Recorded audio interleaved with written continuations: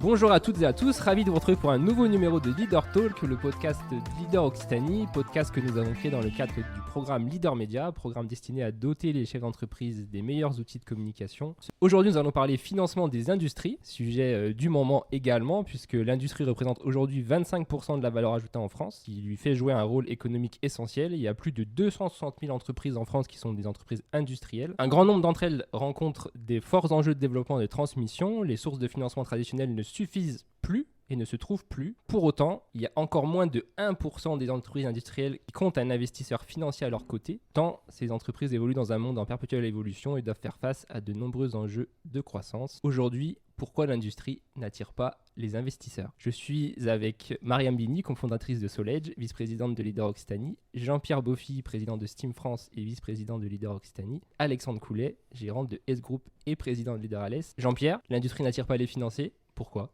Alors je pense que l'industrie n'attirait pas les financiers. Je vais être un peu moins sectaire. Je pense que le contexte qu'on a rencontré a remis aussi l'industrie un peu en ligne de mire. Clairement, c'est pas forcément qui est le plus simple à financer. On préfère financer du rêve, de la start-up ou de la biotech. Mais la réalité, c'est qu'aujourd'hui, le tissu industriel français s'est énormément appauvri. Effectivement, pour le reconstruire, il faut le financer. Je pense malheureusement, on traîne une image négative de l'industrie depuis plusieurs années. Je serais plus positif. Je pense qu'aujourd'hui, il faut remettre l'industrie au centre de ce qu'elle est, de l'intérêt que tu as évoqué, et trouver effectivement les moyens de financer ces réimplantations, ces redéveloppements, voire même ces investissements. Et quand tu dis que moins de 1% des entreprises ont des partenaires financiers dans leur capital, c'est un chiffre que je découvre, ça paraît effectivement très très peu, quoi. Alors est-ce que c'est parce que les PME ne veulent pas de financiers dans leur capital, ou est-ce que c'est parce que les financiers ne veulent pas investir dans les PME industrielles ? Question. Mariam, Moi, question. j'ai une réponse. Voilà, ça tombe bien. La réponse. J'en discutais justement avec des investisseurs il y a 3 ans, où clairement ils m'ont dit on n'investit pas dans les entreprises industrielles parce que le ROI n'est pas aussi important que dans le logiciel. Voilà. À partir du moment où ça c'est dit, tu sais pourquoi il n'y a plus que 1% des sociétés industrielles françaises qui n'ont pas d'investisseurs financiers. Et effectivement, nous, au début de Solage, on a souhaité faire une levée de fonds pour accompagner du coup le développement de la société. À chaque fois, on s'est pris une grosse porte dans la tête. Donc après, tu te dis, c'est moi qui ne sais pas bien présenter mon projet. Mais non, c'est vraiment ça. C'est que l'industrie n'est pas sexy. Voilà. Alors que l'industrie, c'est ce qui représente quand même en termes d'emploi, de l'employabilité de personnes qui ne sont pas forcément des personnes avec des diplômes à bac plus 5, quoi. Donc je pense que c'est la grosse problématique française. L'industrie, c'est pas sexy. Oui, l'image donc de l'industrie, elle est abîmée.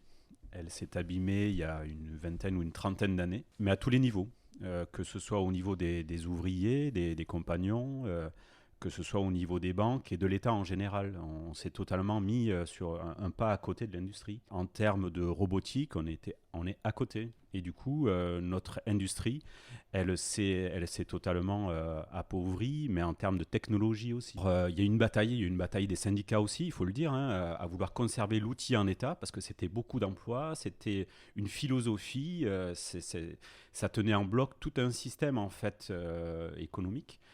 Sauf que la robotique, il y a des pays, on en parlait récemment sur un autre podcast, l'Italie, l'Allemagne sont passés en fait par cette modernisation il y a déjà des dizaines d'années en fait. Alors certes, il y a eu des problématiques d'emploi à ce moment-là, mais aujourd'hui ce sont celles qui résistent le mieux et qui aujourd'hui recréent de l'emploi. Nous, on n'a pas encore fait en fait cette mutation. Et en fait, c'est parce qu'on est encore positionné en milieu de gamme finalement aussi, c'est-à-dire avec entre des industries chinoises très peu chères, des entreprises et des industries allemandes ou italiennes qui sont plutôt sur du haut de gamme, plus que robotique, plus que industrie 3.0 finalement, le fameux industrie 3.0. Non, pour vous, moi, je pense pas que ce soit le fait du positionnement de gamme. Je pense que dans nos industries françaises, on a un savoir-faire qui peut être très haut de gamme. Je parle du domaine qui est le mien, la santé. Mais effectivement, comme disait Alexandre, on souffre en fait d'une image un peu ancienne de l'industrie qui ne rapporte pas suffisamment vite, qui ne permet pas de faire rêver les banquiers. Moi, je l'ai vécu. J'ai levé de l'argent sur une activité qui est classique, du service après-vente. en France, qui représentait à l'époque 80% de mon chiffre d'affaires, extrêmement compliqué de convaincre des financiers parce que des problèmes de rentabilité trop longs, parce que des problèmes d'aléas liés à la masse salariale, à la réglementation, à tout un tas de critères qui sont aussi très franco-français. Alors que nous, on a l'avantage chez Steam d'avoir un savoir-faire métier qui est unique. Alexandre, tu voulais réagir ? Oui, justement, sur des investisseurs, on a vu arriver il y a à peu près 15 ans des fonds de pension avec des dotations financières très importantes. Mais ils cherchaient quoi en fait ? Ils cherchaient une rentabilité au-delà de 15% à très court terme. Et ça, notre industrie, elle ne l'a pas supporté du tout en fait, parce qu'elle était justement en charge de mutation. Et je pense que ça a continué, ça a accéléré en fait l'appauvrissement de notre industrie. Moi, je le vois sur le bassin d'Alès, où on a encore des entreprises qui réagissent un peu de façon très ancienne et très directe comme ça, où on ne va pas chercher le long terme, on va chercher le court terme, et avec des rentabilités très élevées, et on perd de l'emploi, on casse de l'emploi et on casse de l'industrie comme ça. Ce qui peut être parfois paradoxal, parce que les levées de fonds les plus importantes aujourd'hui se font sur des biotech dont on n'a aucune certitude de retour sur investissement. Donc le paradoxe, il est là. En fait, financer quelque chose qui est concret, qui est l'industrie, c'est malheureux, mais c'est comme ça. Parce que le retour sur investissement, une fois que tu es dans la biotech et que ça réussit et que ça aboutit... Si ça réussit. Oui, mais pour eux, le risque est quand même beaucoup plus minime qu'une entreprise industrielle qui se développe, qui recrute, qui fait du chiffre, parce que finalement, elle ne se revendra pas. Tu n'auras pas les mêmes marges au niveau de ton investissement que dans la biotech, où tu sais que si c'est une vente à une pharmacie, tu as tout effacé, toutes tes dettes sur ce projet-là. Donc je pense que on reste encore dans un aspect très financier du financement de l'industrie où il n'y a pas de retour sur investissement rapide, alors qu'on a une industrie française qui a toujours eu un savoir-faire reconnu mondialement. On a des secteurs d'activité, tu parlais de la santé, il y a l'électronique, il y a aussi l'agriculture. L'agriculture, ce n'est pas une industrie en tant que telle, mais ça reste quand même un secteur très... où on a un savoir-faire très précis. Pareil pour le textile. On en parlait quand on préparait le podcast, Mickaël, mais le textile français, on l'a laissé tomber aussi. Ça fait partie de l'industrie. Et aujourd'hui, on se retrouve dans des situations d'aberration où notre bois part en Chine et revient en achat une fois transformé. Alors qu'on a tout le savoir-faire en France. Et ça fait partie de l'industrie parce qu'il y a aussi, je pense, un choix politique de dire on va, il y a 30 ans, devenir un pays libéral de services, comme l'Angleterre. Et finalement, l'industrie, c'est le charbon, et c'est pas sexy. Donc, on revient en arrière. Alors qu'on avait tout ce qu'il fallait en France. Moi, je parle du coup de mon secteur, l'électronique, qui était à Sophia Antipolis, qui était à Grenoble, qui était à Nantes. Il y en avait même à Toulouse. Et aujourd'hui, il n'y a plus rien. On a tout démantelé, on a tout envoyé en Asie sur une histoire de rentabilité. Et pourtant, les pouvoirs publics ont l'air de soutenir l'industrie de façon plus importante qu'auparavant, parce qu'il y a des programmes France Industrie, il y a des programmes investissement d'avenir, notamment sur les territoires et des bassins d'emploi. Mais du coup, ça reste du financement public, finalement. Pourquoi, même avec tout ça, les investisseurs privés ne sont toujours pas là ? Mais une fois de plus, je pense que l'État, aujourd'hui, essaye d'inverser en fait cette roue qui, à un moment donné, a fait en sorte que on vende nos brevets. Donc aujourd'hui, il faut reconstituer ça, en fait. Et ça part de l'étude, ça part des bureaux d'études, ça part des idées. Ça met du temps. Voilà, c'est pas que mettre un outil de production en place dans un dépôt en fait, c'est au-delà de ça. Et qu'est-ce qu'on vend, comment on le vend, il y a tout un schéma qu'il faut reconstruire, ça va prendre du temps. Et voilà, il y a cette inversion, il y a une prise de conscience qui est faite, ça va être du long terme. Oui, parce que le revirement, comme tu dis, Mickaël, il est très récent. Et c'est un mal pour un bien, c'est un peu l'effet pandémie qui... Devant la rupture, on a constaté effectivement que des choses que l'on maîtrisait, on les avait perdues. Alors l'exemple typique, c'est les masques, pour rebondir sur ce que disait Mariam pour le textile. Mais il y a beaucoup d'autres industries où on s'est rendu compte qu'on avait lâché. On a lâché. Et là, effectivement, le revirement, il est assez récent. Mais maintenant, de là à ce que l'ensemble des outils financiers soient dans la même dynamique que la politique nationale, je pense que ça va prendre un peu de temps, quoi. Oui, puis la grille de lecture ne doit pas être la même pour un investissement dans une entreprise de logiciel que dans une entreprise industrielle. Tu peux pas dire j'attends le même retour sur investissement, j'attends un TRI de plus de 15% sur une industrie, c'est juste pas possible. Donc en fait, je pense qu'il faut vraiment accompagner cette grille de lecture et la changer, les grilles de sélection les changer aussi. Et après, en financement privé, il n'y a pas tant de financements que ça qui se font dans les startups non plus, hein. Quand tu regardes le nombre de financements, effectivement, c'est des énormes levées de fonds. C'est déjà des entreprises qui ont levé, et c'est combien de pourcents finalement de toutes les startups qui se créent, ou des TPE et autres qui sont créées sur le territoire. Je crois que ça tourne autour de 5 à 10%, même pas, je pense que c'est moins. Financement de toute l'économie, peut-être, par rapport aux États-Unis ou ces pays-là, ou même la Chine, où tu as beaucoup plus d'investissements dans leur économie, quoi. Mais du coup, qu'est-ce qui pourrait attirer des investisseurs dans des TPE, PME comme les vôtres finalement? Qu'est-ce que pour vous, quelle analyse vous faites quand vous allez voir un investisseur et il vous dit non, enfin, au-delà du retour sur investissement qui est pas bon, est-ce que c'est vraiment le seul argument qui est avancé? Et comment est-ce que vous pourriez contrer cet argument-là, pour le coup? C'est plus de l'investissement patient qu'il doit faire chez vous, mais qui sera presque plus rentable, en tout cas, que dans le bâtiment, si on prend cet exemple-là, parce qu'il y a beaucoup d'investissements dans le bâtiment, mais c'est un retour sur investissement qui est très long et qui est à 4% en moyenne, si on fait une grosse moyenne. Finalement, dans les industries, c'est plus. Et du coup, pourquoi vous êtes un peu entre la start-up, on va dire, ou la biotech qui va être avec des ROI attendus à 50, 100, 200%, et le bâtiment qui est à 4%, et pourquoi vous n'arrivez pas à trouver la place où vous allez être à 10, 15, 8 peut-être, enfin voilà, mais ce qui est plus que le bâtiment, mais qui est moins que la start-up. Qu'est-ce qui manque? En termes de financement, je pense que c'est une position de la banque, en fait. C'est-à-dire qu'ils vont flécher en amont tant d'argent dans tel secteur. Donc aujourd'hui, on va commencer à avoir un peu l'inverse. C'est vrai que l'État aussi, la région aussi, fait des systèmes de levier. C'est-à-dire qu'ils vont se porter garant, ils vont essayer d'amorcer. Maintenant, voilà, il faut que l'industriel commence maintenant à arriver avec des projets. Mais on est encore avec des banques qui ont encore un peu l'ancien programme. Ça va venir d'ici quelques mois. Je suis convaincu que les qualités va changer, mais il y a un travail à faire concrètement sur le terrain là, avec les chargés de projet, les chargés d'affaires de nos banques. Les grands industriels qui ont bien réussi, du coup, pourquoi eux ne refinancent pas de l'industrie? Elles le font quand même. J'ai récemment vu certaines sociétés, par exemple De Vialet, qui est une entreprise dans l'audio en France, qui est une des références.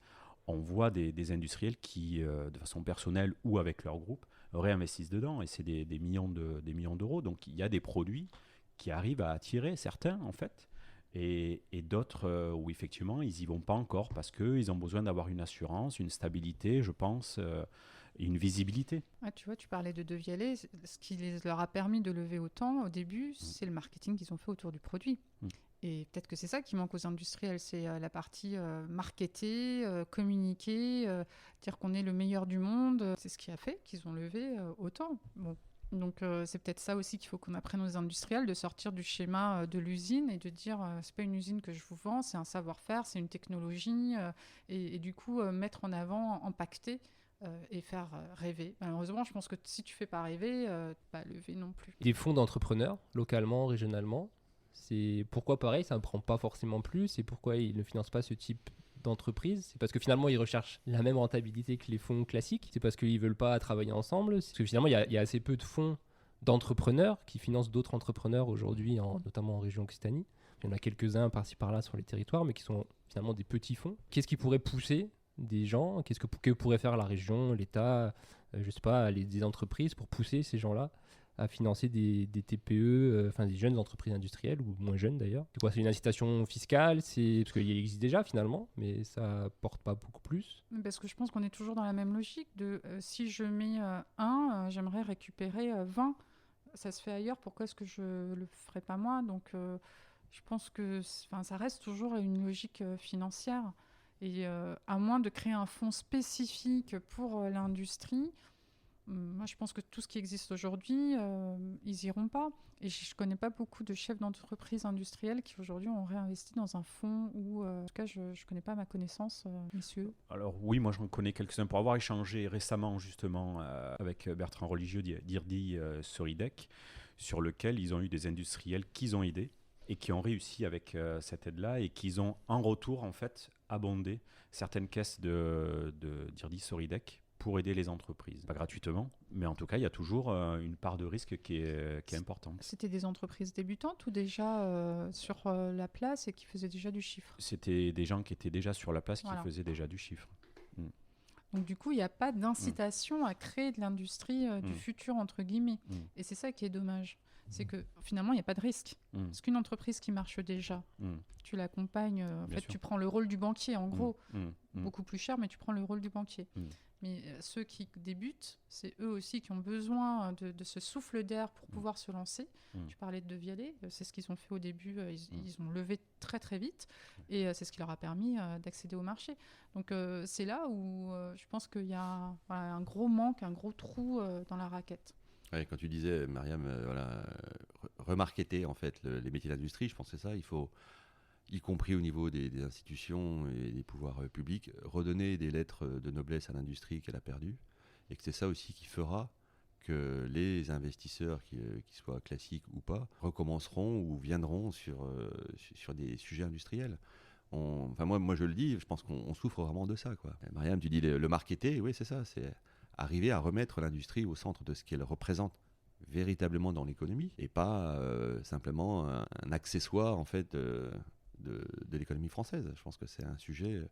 Puis la part de PIB de l'industrie est Bien quand sûr. même très importante par rapport à la part de Bien ceux sûr. qui font du logiciel. Quand tu regardes sur l'export ou les choses comme ça, voilà, je ne connais pas encore de licorne qui soit sur l'international, qui exporte, qui fasse du chiffre à l'export, qui crée de l'emploi sur l'export ou des choses comme ça. Donc, c'est vrai que tu dis c'est une histoire de marketer, de sortir de l'ombre, parce que je pense qu'on est toujours Oui, dans l'ombre. puis que nos banquiers aussi se mettent un peu À la page. au goût du jour, qui regardent ce qui se fait à l'extérieur de nos frontières. Aujourd'hui, monter un dossier de financement en France, c'est quand même très compliqué. Hein. C'est pas juste 3 pages, c'est convaincre, c'est de la durée. Et à contrario, parfois pour des fonds étrangers, c'est beaucoup plus simple d'aller chercher des fonds étrangers. Même quand on est dans l'industrie, hein, j'ai quelques exemples autour de moi, des gens qui ont levé dans notre métier pendant la période Covid, et la plupart du temps, ce sont des financements étrangers, alors qu'ils étaient dans la santé, que le sujet était d'actualité, mais le temps de réaction, en fait, des financeurs français était tellement long, donc qu'ils ont pris ce qui passait, quoi. Et c'est des fonds étrangers quoi, asiatiques, américains Un peu de ou tout, un peu de souvent tout, ouais. américains, Ok. ou anglo-saxons, qui vont très très vite. Et c'est peut-être pour ça aussi que notre président a demandé aux Émirats d'investir dans les fonds, de venir en tant que fonds dans les entreprises françaises. Hein, Oui, peut-être. parce qu'on n'a pas assez de fonds en France. Oui. Non, il y a tellement de choses à dire que ça durerait des heures, donc on va peut-être s'arrêter là. Je crois qu'on a la chance d'avoir en région une région qui a pris le problème de l'industrialisation ou de la réindustrialisation, puisqu'on est la seule région à avoir un vice-président dédié à la réindustrialisation. Il y a des fonds qui ont été créés en région pour aider les industriels. Effectivement, je crois que ça va dans le bon sens. Manque maintenant plus que les partenaires privés, mais là aussi des discussions sont en cours avec des fonds d'investissement. Merci Mariam, merci Jean-Pierre, merci Alexandre. À très bientôt pour un nouveau numéro. Merci. Au revoir.